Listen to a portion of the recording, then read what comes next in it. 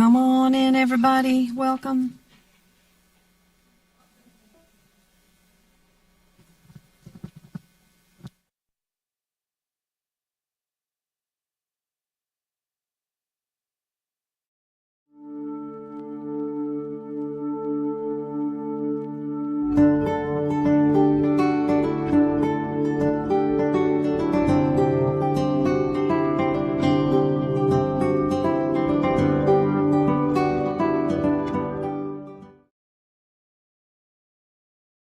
Welcome, everyone. Welcome, welcome.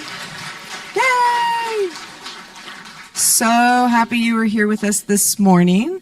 My name is Ronna Biggs, and I'm a practitioner here. I use she, her pronouns, and my ancestors hail from England, Ireland, and Scotland. Welcome to everybody who's here near and far. Welcome to the live streamers and the folks who might be viewing this even a little bit later. So happy that you're here. And we are kicking off this new year with a lot of great activities and fun. And as folks are coming in and getting settled down, I do want to let you know if you are new here, and new could be today is your first day walking in. It could be, I've been coming for a little while. We would love to offer you a gift and a welcome to our center. So after service, if you would like to head to the back to our classroom where we have our Ask Me desk, there are some Board of Trustees members there. They would love to help answer your questions and offer you a little something as a gift of appreciation for joining the community and connecting today. So welcome, everyone.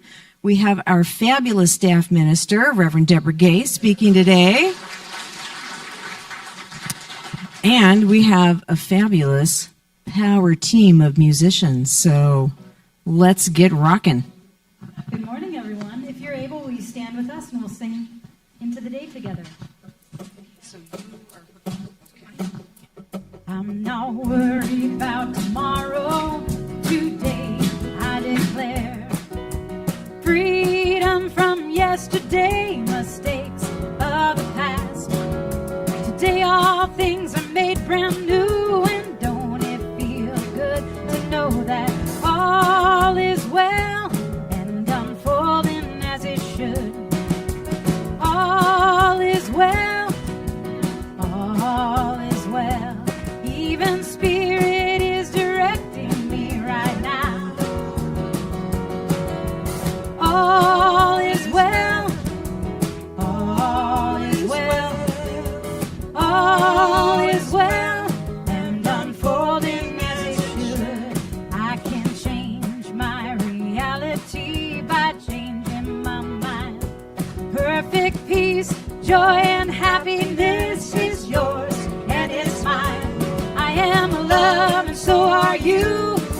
And don't it feel good to know that all is well and unfolding as it should. Sing it out, all is well. All is well, all is well. Even Spirit is directing me right now. All is well, all is well, all is well, and unfolding now. I can change my reality by changing my mind. Perfect peace, joy, and happiness is yours, and it's mine. I am love, and so are you. And don't it feel good to know that all is well and unfolding as it should. All is well, all is well. Even Spirit is directing me right now.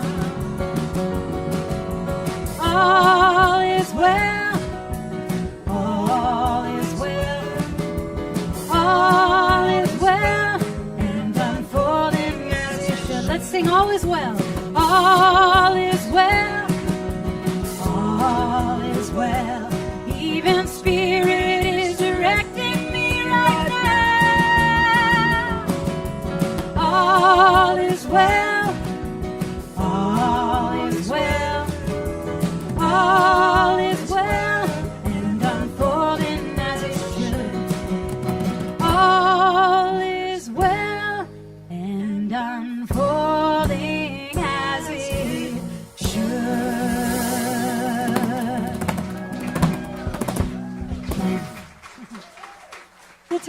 to greet some of those friendly faces out there.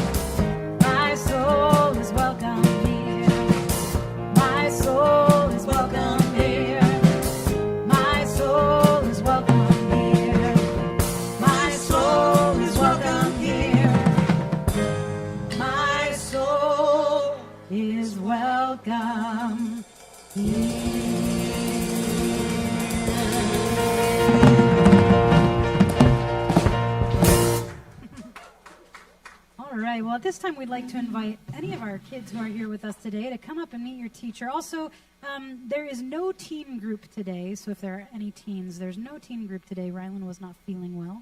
We'll send them lots of healing vibes. But let's go ahead and sing these kiddos to their classroom. Hooray for the world. Hooray for the world, I'm glad to be on it.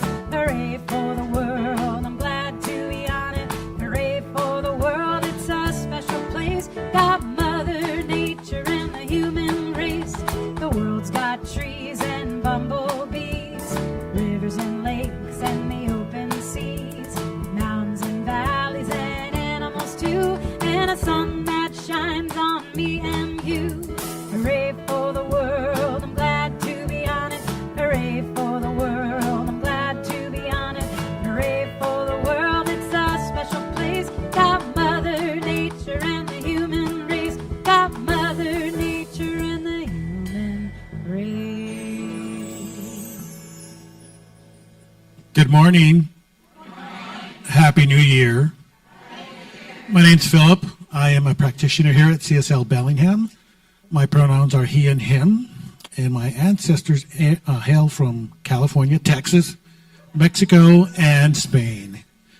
So please join me. Oh, there's plenty of ways that we can provide prayer for you all. You can do so online, using our prayer vessel at the back of the sanctuary, and any practitioner that you see wearing a stole, we're available for prayer. So join me now in an opening invocation. So as I take a deep breath in, I recognize and realize that I am one with the one, that there is one divine mind, one divine love, one divine source. And that source is in me, is in you, in everything. And when I quiet my thoughts, I can hear that divine mind and recognize the connection that I have with all life, with you, with everything, and especially within myself. And so I welcome this opportunity. I welcome this moment as we listen to Reverend Debora's talk and take in the worthiness that it is. And I allow myself to be open, to be available, and to listen with my divine mind. Thankful, grateful, and blessed. And so it is.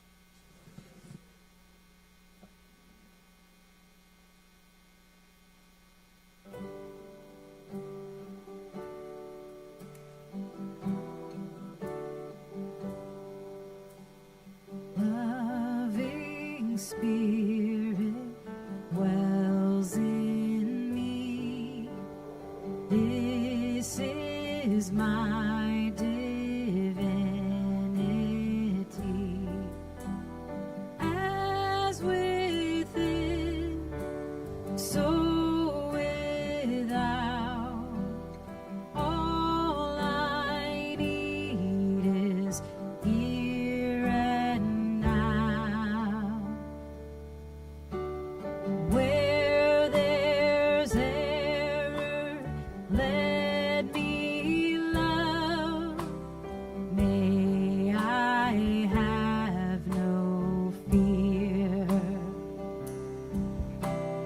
All the power, all the glory, I surrender, let it be.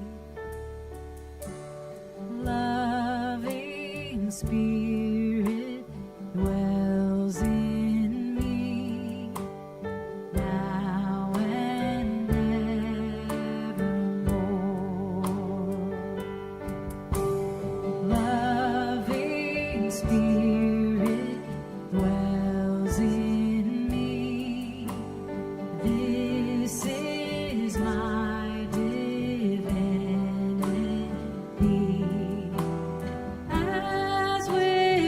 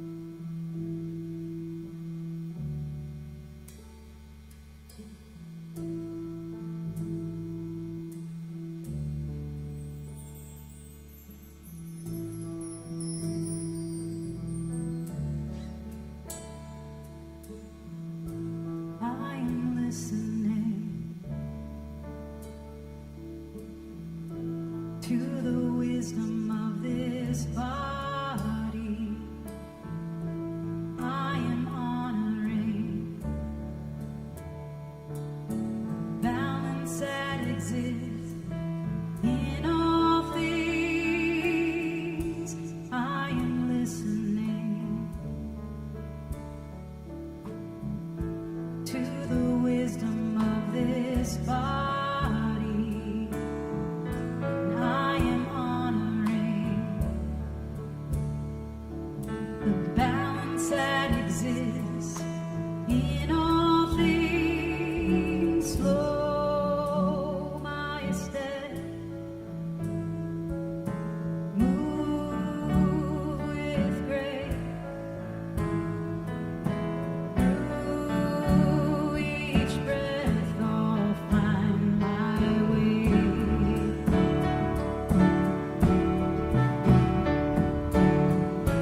I am listening to the wisdom of this body, and I am honoring the balance that exists in all things. I am listening to the wisdom of this body, and I am honoring balance that exists in all things. Slow my step, move with grace through each breath. I'll find my way. Find my way.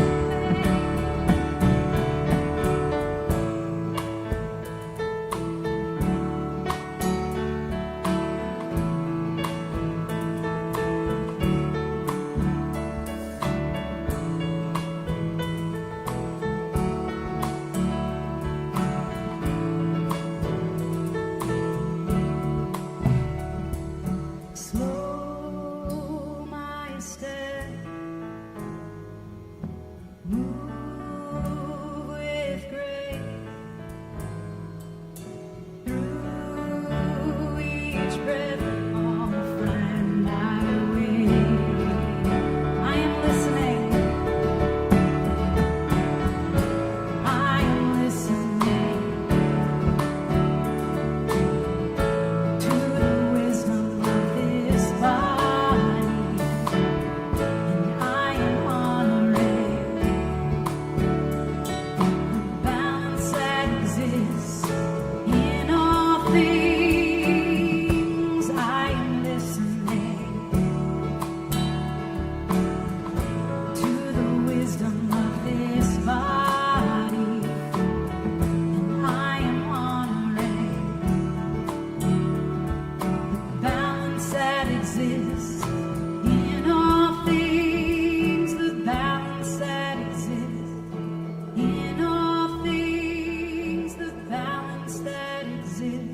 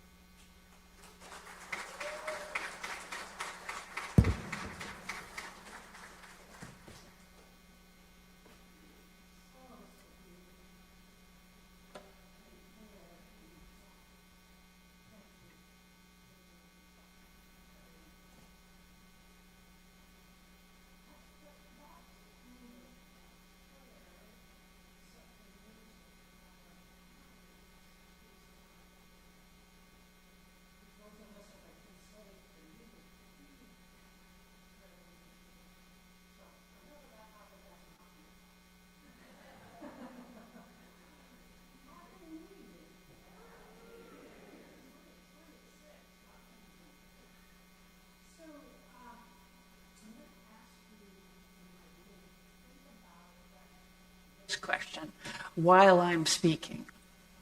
How is the universe conspiring for the highest good of all life right now? So just let that question marinate in your consciousness while I speak, and we'll get back to it at the end.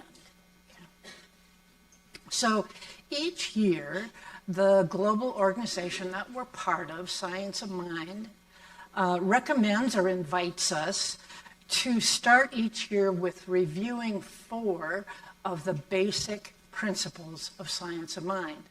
And these 4 basic principles happen to be the first 4 chapters of the Science of Mind textbook, which is kind of the foundational book written by Ernest Holmes in the 20s and 30s.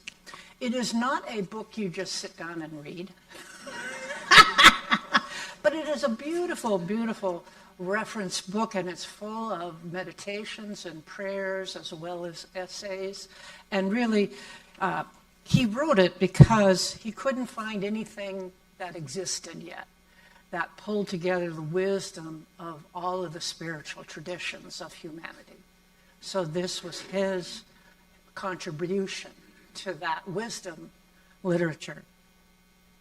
So the first 4 chapters are called, here's what they are: the thing itself, the way it works, what it does, and how to use it. So those 4 topics will be what we're covering in the Sunday services in the month of January. And so I get to talk about everything. So my topic is the thing itself, and we use lots of words for that: divine mind, presence, all that is, the God self, Mother, Father, God. These are all words for the thing. And I'm going to talk about that first principle in more depth today, and I'm going to be using stories from our indigenous peoples of this continent to explain these principles that are unchanging in life. And that's based on the idea that if a principle is true in one time period, in one culture, with one people, if it is truly a principle, it is true for all people in all timelines, in all cultures. And that's the mystic tradition of spirituality. So we're going to be talking about that and the indigenous forms of that have come through storytelling.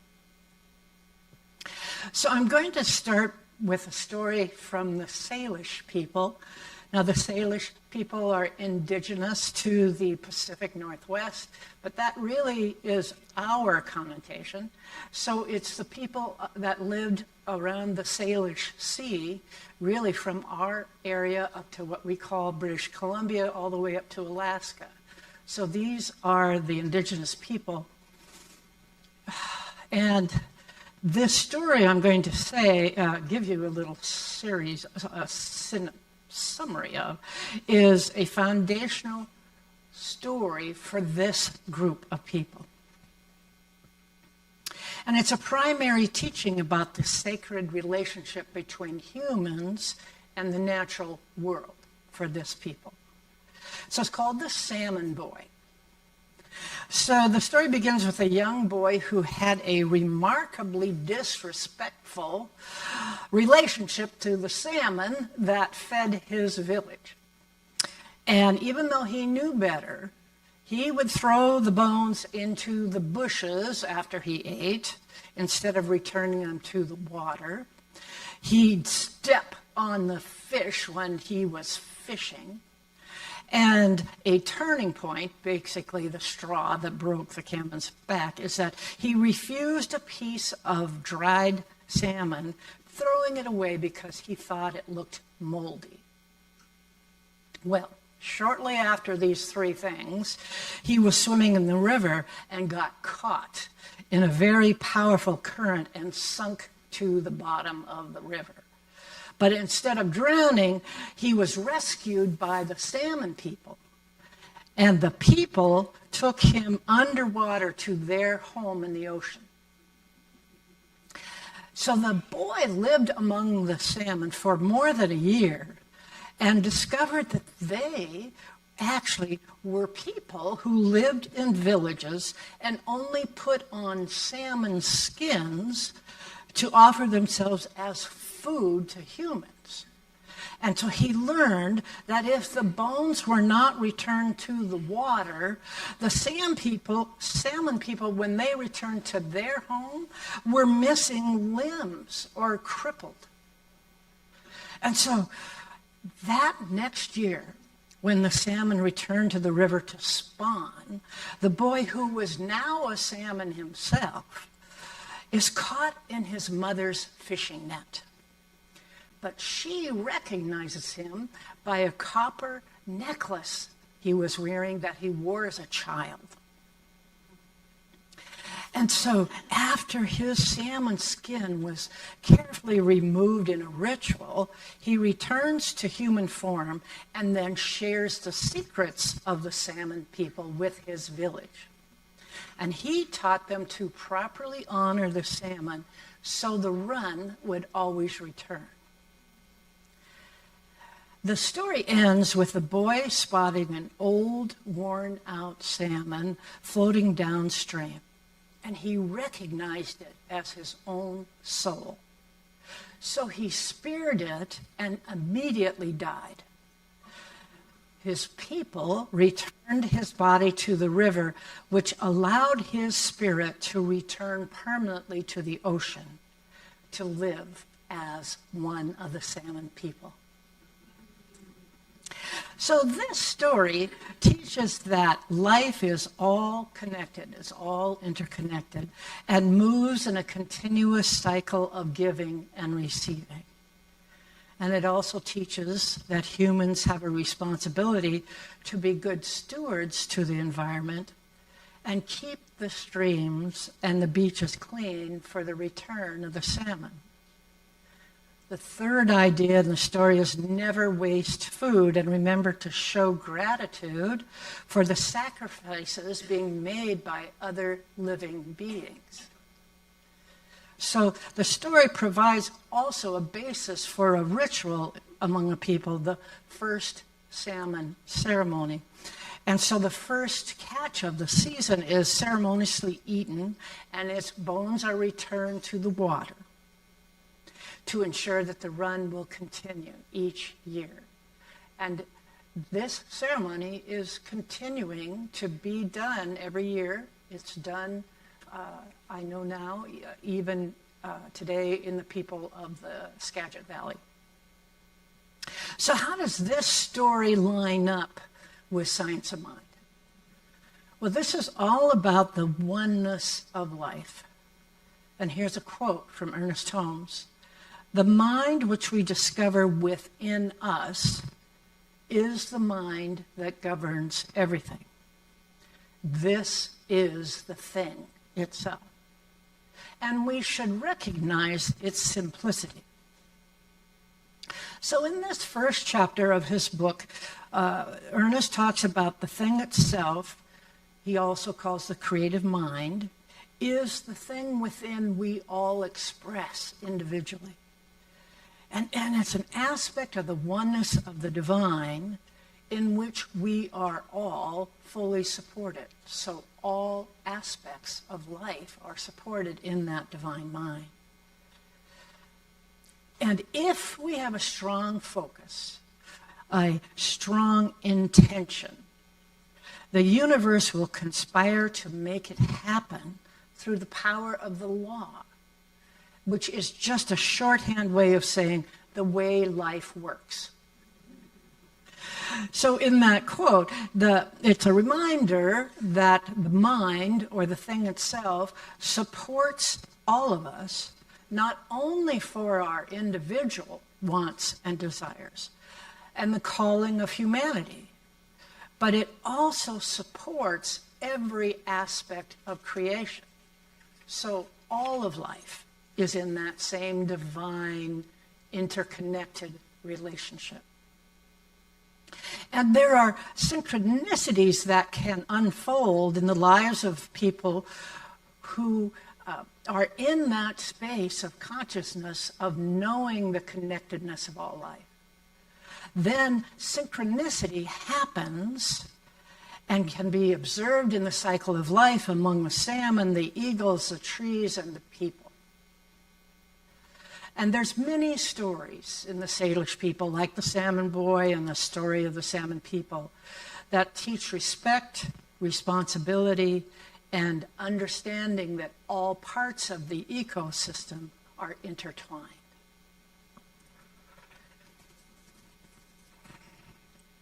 So we know, and it's actually taught now in our schools by our natural scientists who are informed by the wisdom of the indigenous people, that this relationship we see in everyday life, where the salmon are fed upon by the eagles, the salmon deposit nutrition into the soils that then provide what the trees need to grow by the river.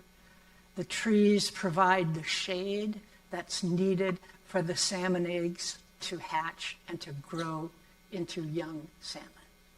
It is all an interrelated relationship of connection that science of mind would call the divine mind. So each of us in life, each person, is an individual or a unique expression of this divine experience. And as we think thoughts and feel emotions and have intentions, the law of mind responds by reflecting these intentions back to us. And in this way, the universe supports us, conspiring for our good, rearranging the world and creating synchronicities that make a way for those intentions. So engaging the law of mind is natural. We do it, and we've been doing it our entire life, with every thought, with every emotion, with every choice. But if we use it intentionally, with thought about what we're feeling, what we want to believe, what we want to experience, the law will work. And it works equally for everyone. So there's no favorites. So the indigenous stories then help us discover ways to deepen and interact with these principles that Science of Mind talks about. Here is a second story, and this story is about the connection of life, but it's in a different way. It's a creation story. And this is a story coming from the people who are native to the Great Lakes area. It's found in the book Braiding Sweetgrass by Robin Wall Kimmerer, which happens to be the book of the month for the Science of Mind organization, and we're using it also this month. And we've got a book study going in just a week or so, done by Francine Kitchen, which we'll tell you more about in announcements, so that we can read it together as a community. It's a beautiful book, easy to read and very, very thought-provoking. So in this second story, it's the story of Sky Woman. And it's a foundational story told both by the Iroquois and the Great Lake people. It's a creation story about a woman who falls from the sky world to the watery abyss. The animals help her by creating land. The land becomes called Turtle Island, and it's built on the back of a giant turtle. So using the mud from below, brought up by the animals, allowed her to spread seeds and plants from her bundle, which eventually becomes the earth. And this gives birth to life, teaching humanity both gratitude and reciprocal care of the world. So in the story, Sky Woman is pregnant and falls through a hole in the sky world, which is a place of light and love, and falls into this dark, watery abyss. The geese catch her, breaking her descent, and then other animals come to help. And those animals dive down the water into the soil, bring up little bits of soil to place on the turtle's back. And Sky Woman does her part of scattering the plants and the seeds and the roots from the sky world to create this new world. And she dances on the growing land, spreading it outward until it flourishes into this abundant world that we know about. She gives birth to a daughter, and her actions of gratitude and care for the land establish the model for human-nature relationship. And it teaches humans to be caretakers, not just users of the earth. So the author of Braiding Sweetgrass contrasts that with the Adam and Eve story, which is another creation story. In this contrast, she is showing that humans are part of creation, not separate from it, and honoring the land that sustains the people. So unlike the exile of Adam and Eve from Eden, Sky Woman's story shows humans as belonging to the land and becoming indigenous to it by tending to it. So this story is part of the original instructions that guided the people into ethical relationships with the environment, emphasizing thankfulness and giving back. So there is much that we can learn and find in common as we interact with the wisdom stories coming from the indigenous people and other cultures. What this is doing for all of us, it's helping to expand our experience of life. So we're consciously aware of our connection with all of creation, that we are each fully supported by life, and we can be part of the support that moves out from us into the world. And so it is a giving and receiving cycle. And the law will rearrange the manifest world to make a way for your intention, remembering that we are part of the manifesting.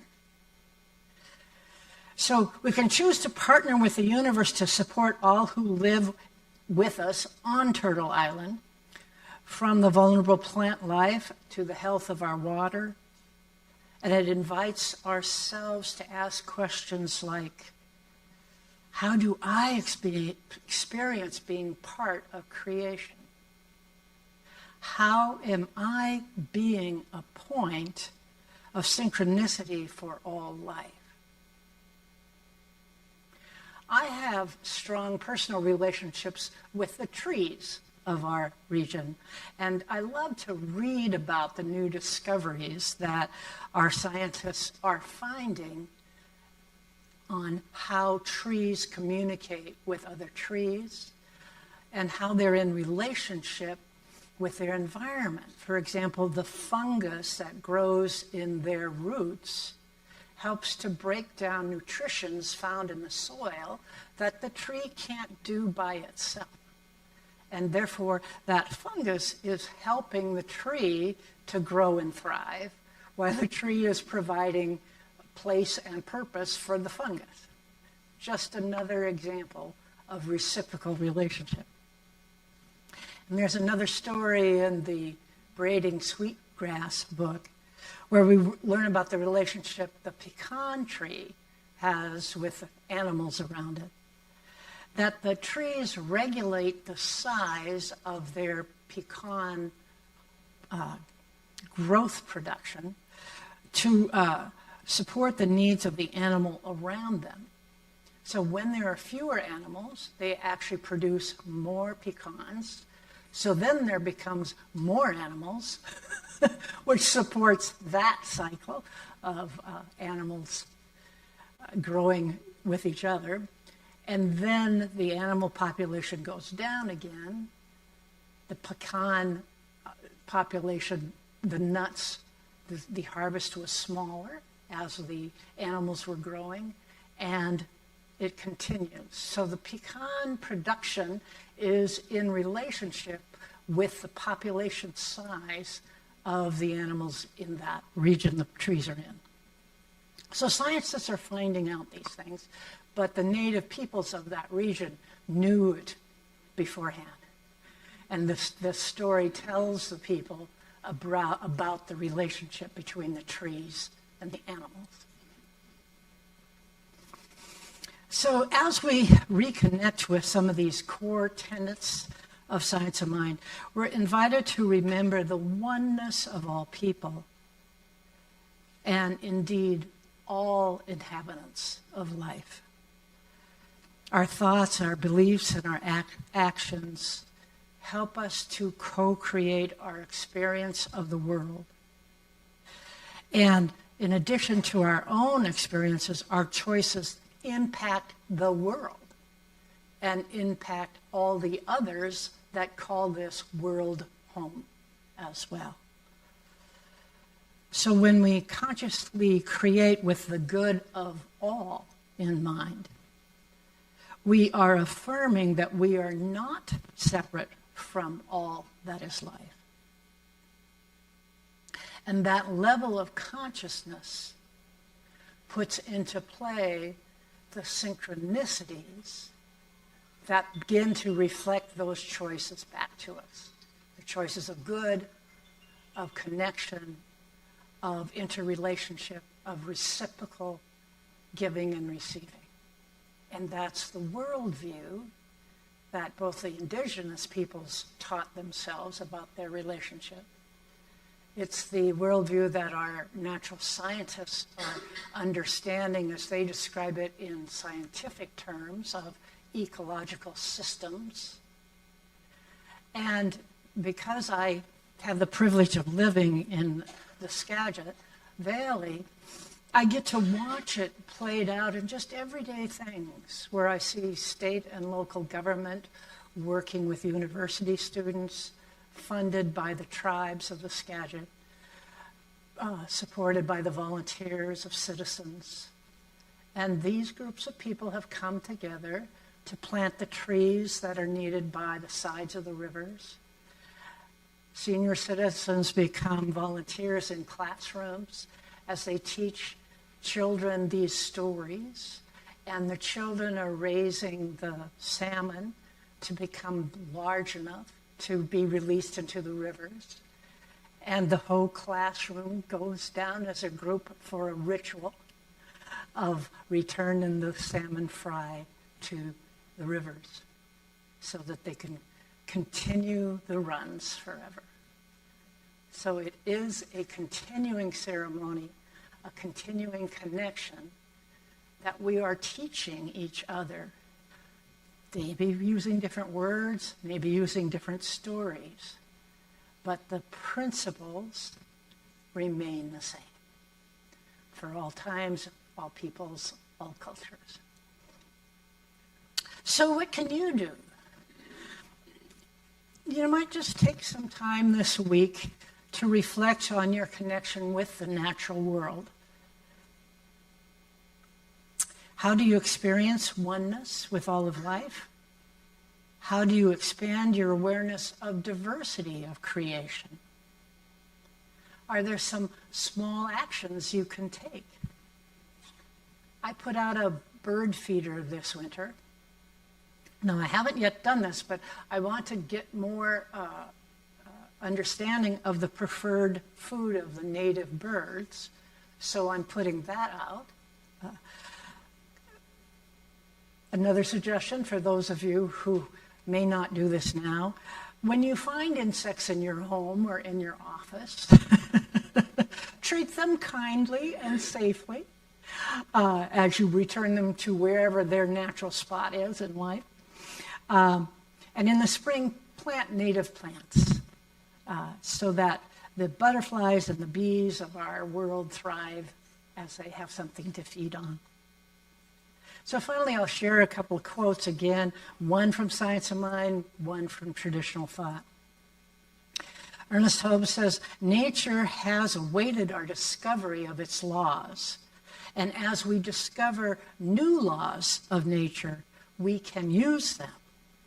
We must come to understand nature's laws. Then it works with us. And from the native traditions. In native ways of knowing, human people are often referred to as the younger brothers of creation. We say that humans have the least experience in how to live and thus the most to learn. So we must look for our teachers coming from other species for guidance.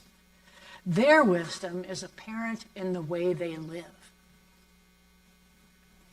So in summary, my theme today was the first principle, that life, the thing itself, is an experience of connection, experience of unity, an experience that we are all in this together with all of life. And traditional wisdom stories help us to understand that truth, maybe by looking at it with just a little different frame of reference. And synchronicities in life can happen when we're in that consciousness of connection, that connection of unity. When we're consciously aware of our relationship with the rest of life. So that we create our experiences for good, for ourselves, but also for all of life. We are all one. So it is.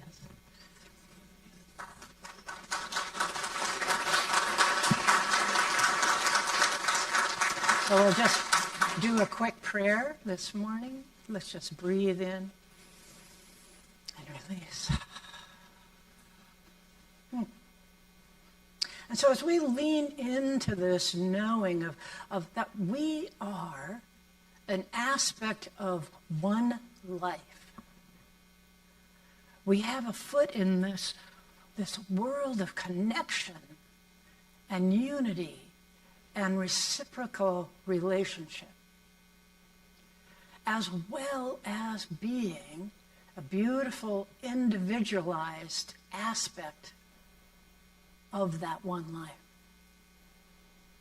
And so our life reflects both of these things. That we are an aspect of everything, that we are all in relationship with each other. All of us that call this world home are in relationship with each other. And so our individual choices for good are interacting with this consciousness of being connected to all else that is. And so the good that we receive is impacting and moving through us, manifesting into the physical world as increasing good. And in this we are all lifted. And so we each this day walk in a new embrace, a new invitation to the experience of being connected with all that is, with life itself, through us, as us, in us. And with this, I am so deeply, deeply grateful. And I renew my knowing of this simply by saying with you, and so it is.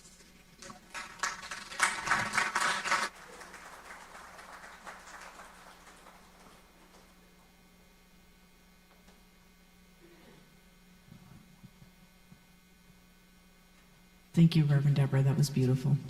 Thank you.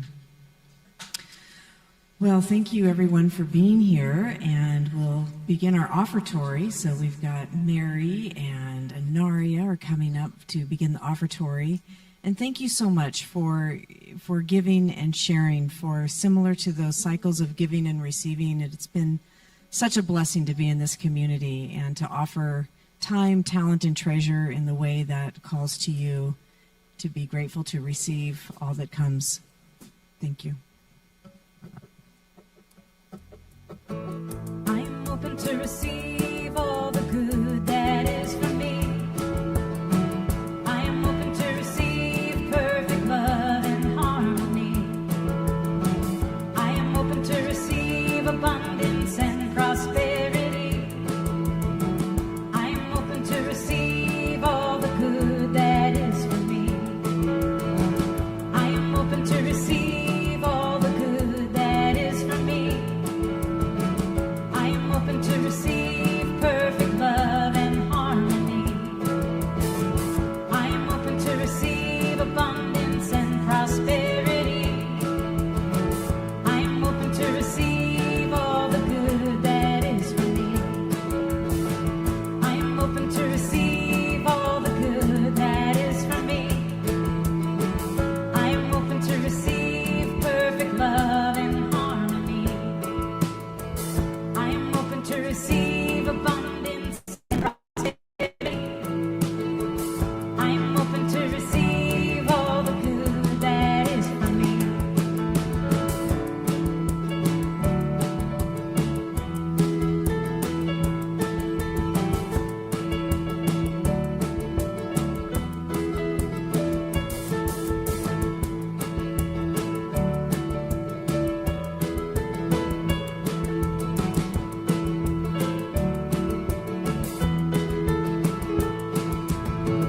I am open to receive all the good that is for me.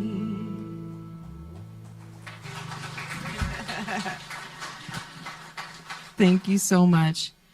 I have a huge, wonderful slate of announcements today. And Happy New Year. And before I begin, though, I do want to say this new year is really, we are kicking off with a wonderful array of different kinds of groups and classes and retreats. And there's a lot going on now and a lot to look forward to in the coming time and through this whole year. And what's been so lovely about the transition process and having Reverend Abigail now as our new senior minister is we're really getting recentered and opening lots of things up to the community coming up. So there's some wonderful things happening. And I'll put in a plug, especially for classes and groups.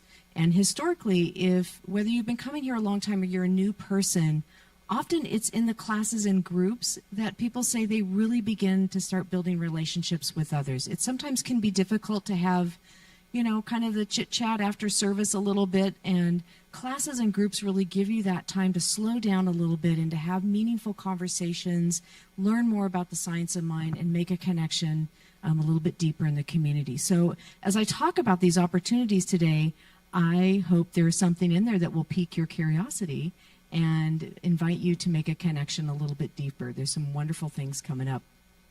The first one that's up on the screen, speaking of Reverend Abigail, hello. She is our senior minister, and she's leading an annual retreat. She's been doing this for a long time for women aged 18 and older every year, called the Sister Spirit Retreat. And that is April 16th through 19th. It's held at the Seebeck Conference Center in Seebeck, Washington. And now registration is open for that. This year's theme is Courageous Awakening, Joyfully Embracing the Divine. And often Reverend Abigail has a featured musician. This year it is the Ricky Byers, who will be the, wow, I know. So that is an excellent opportunity. Registration is now open through the sisterspiritretreat.org website. So that's one to look forward to that's coming up. And the next opportunity, Reverend Debora held up the book for braiding sweetgrass. And Francine, can you give a little wave? Great. Francine is a practitioner here at the center and is going to be facilitating a book study using braiding sweetgrass as the center point for that conversation. And the meeting is virtual. It's on Zoom only, so whether you are near or far, this is a great way to connect. And it covers 5 Tuesdays, and it's beginning this Tuesday. So just in a couple of days, you can still sign up at the Ask Me desk in the classroom or via the CSL website. But a great smaller group conversation to get connected whether you're near or far. So thanks, Francine, for sponsoring that book group. And then coming up very soon, practitioner Cindy Clay, and who's also a ministerial student, will be the featured speaker at Spirit at Work, and that's coming up this Wednesday as well. And her talk title is Have an Expansive New Year, which sounds just delicious.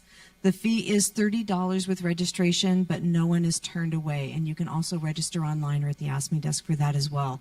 But a great way to kick off the new year with that framework. Again, that's a morning opportunity at 8 a.m., bright and early. So look forward to having you join that. And then a couple of our groups are getting back in the swing of things. We have a women's group and a men's group, and they will be meeting next Sunday, January 11th at 12 o'clock p.m. That's after service. And the women will meet here in the sanctuary, and the men are in the classroom. But again, another great way to look forward to a smaller group conversation and connection point with getting those groups. And those groups do meet monthly throughout the year, so that's more than a one-time opportunity as well. And then getting into some of the classes, we have the first class that's coming up is starting in January 20th. And for those of you who met practitioner Marilyn Kirk, Marilyn is Reverend Abigail's mom. And she's a practitioner and has great deep knowledge as a registered nurse. And she's going to offer a class called the Elegant Exit Class. And it is a focus on planning your legacy with love and clarity. And that will be on Tuesday evenings for 4 sessions. This class is also a virtual or Zoom only. And we've got a special link to registration that you can get either through that QR code. We've got that back at the Ask Me desk or connecting online as well. So we can help you get registered for class. But what a special thing to have a practitioner who is afar with some deep knowledge and wisdom. And if you got to meet practitioner Marilyn when she was here for the installation, hope you did. Just a delightful soul. So a wonderful class opportunity to think about coming up. And then Reverend Abigail is also launching quite a longer class opportunity under the 15 commitments. And it's a class called Creating Your Unstuck Life, utilizing the 15 commitments of conscious leadership. And this literally is a 15-month class. So it is looking at one commitment a month and having one gathering a month, one class a month for a 15-month period of time. And what's really lovely is that the practitioner core and the board of trustees are also doing a separate leadership development class with Reverend Abigail using this book. So there's both something that's happening for the leadership teams and then the broader community as well. So if you're looking for a different element, this is also a Zoom option or an in-person option. So there's 2 different class dates. So if you, again, whether you want to come in person or whether you want to be afar, there's a Zoom or in-person a class happening, but that 15 commitments class is going to be just, I think, a lovely one that Reverend Abigail is going to be kicking off this year with. And then, drum roll, we have Dave, drum roll. Thank you very much. We'll sync that up later. We have a new member class coming on, and this is a really important class to announce because there are a lot of folks who over the last year have come to the center, have wanted to be more involved, wanted to become a member, and because we've been in a transition process with our senior minister search last year, we had to put a hold on accepting new members into the center. That's just part of the practice for transition. And so it's been well over a year since we've been able to offer a new member class. And we know that there are people out there just waiting for this moment. And you also might be somebody who's just curious to learn a little bit more about the center and what would it mean to be a member. We have not everyone who attends has to be a member or is a member, but it's a great opportunity to, again, dive a little deeper into the center and its commitments. So that new member class is going to be on Sunday, February 15th from 12:30 to 2:30, so that'll be after service. It's also in person or Zoom. So whether you are near or far, that new member class and orientation will be a great one to attend. And just to know, one of the opportunities and responsibilities that members have is they do serve as voters in the community. So that example of our senior minister process, it really was the membership who voted in the selection of our senior member, our new senior minister. Coming up in March, we have our annual general meeting, and that's also a time when voting happens for new board members. And if you think somewhere down the road you might be interested in being a board member here at the center, you do need to be a member. So there's lots of different ways where those opportunities and responsibilities can show up for membership. So we hope that you'll attend that class and learn a little bit more and see if that is a commitment that will resonate with you for a deeper dive. And then the last class I want to share about is a fourth class to look forward to, and it's the Foundations class, and that will be taught by also by Reverend Abigail. And that's going to be coming up. It'll start in mid-February, so we're getting you all queued up with classes along the way with this time frame. And that'll run 6 Tuesdays, and it'll begin February 17th. And the title, Transform Your Life, Foundations Class, Go Beyond Your Limits and Discover Your Divine Purpose. The Foundations classes are wonderful if you would like a deeper introduction into science of mind and just exactly what we're talking about this month and those principles that Reverend Debora was talking about today. Wonderful. And those classes, I love the Foundations classes. I can't even think of how many I've taken them time and time again.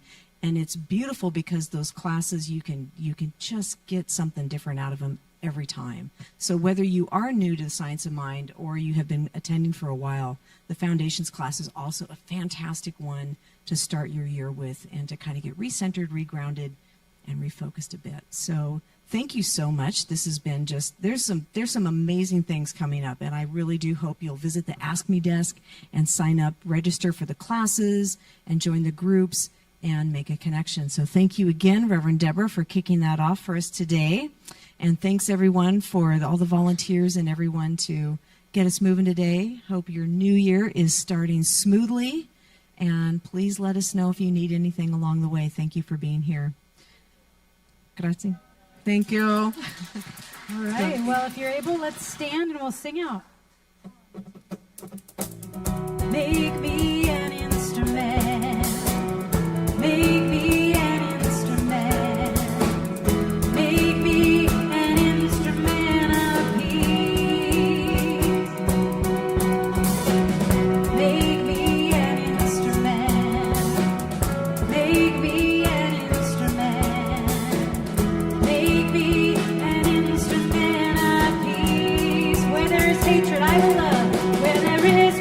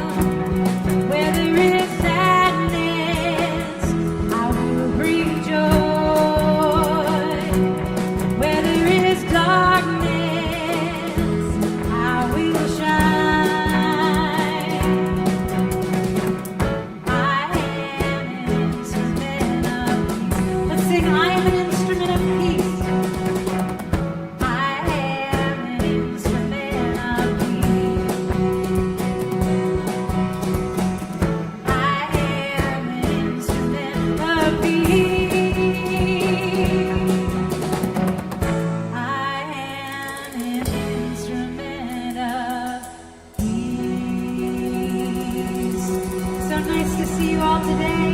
Hope you have a blessed week, and we'll see you again soon.